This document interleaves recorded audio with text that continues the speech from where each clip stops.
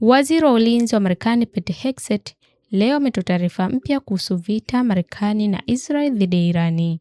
Amesema mashambulizi ya makombora ya Irani na ndege zisizo na rubani za upande mmoja dhidi ya vikosi vya Marekani yamepungua kwa 90% tangu kuanza kwa mzozo. Amesema kitu cha mwisho mtu yoyote duniani anataka hivi sasa ni kiongozi mkuu ndani ya jeshi la Irani kuita kazi kwa muda. Aliendelea kusema Marekani imeharibu na kuzamisha takriban meli 120 za majini za Irani. Aliendelea kusema Marekani imeharibu au kuzamisha takriban meli 120 za majini za Irani, huku zilizoachwa zikiwa hazina muhimu tena na manowari yao yamelipuliwa.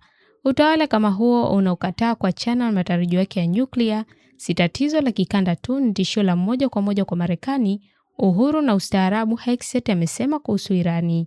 Pia alisema dunia Mashariki ya Kati, washirika wetu wasio na shukrani barani Ulaya na hata sehemu za vyombo vyetu vya habari vinapaswa kusema jambo tu kwa Rais Trump: asante.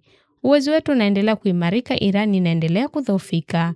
Akilinganisha utawala wa Irani na Hamas huko Gaza, Hegseth alisema Irani imemwaga pesa kwenye handaki, rocket, makombora na ndege zisizo na rubani. Lakini amesema Marekani inawawinda kikatili na kwa nguvu nyingi kama hakuna jeshi lingine lolote duniani linaloweza kufanya hivyo. Marekani imeshambulia zaidi ya maeneo lengwa 7,000 nchini Irani hadi sasa, na kaongeza kuwa Alhamisi kutakuwa na shambulio kubwa zaidi kuwahi kutokea kama jana.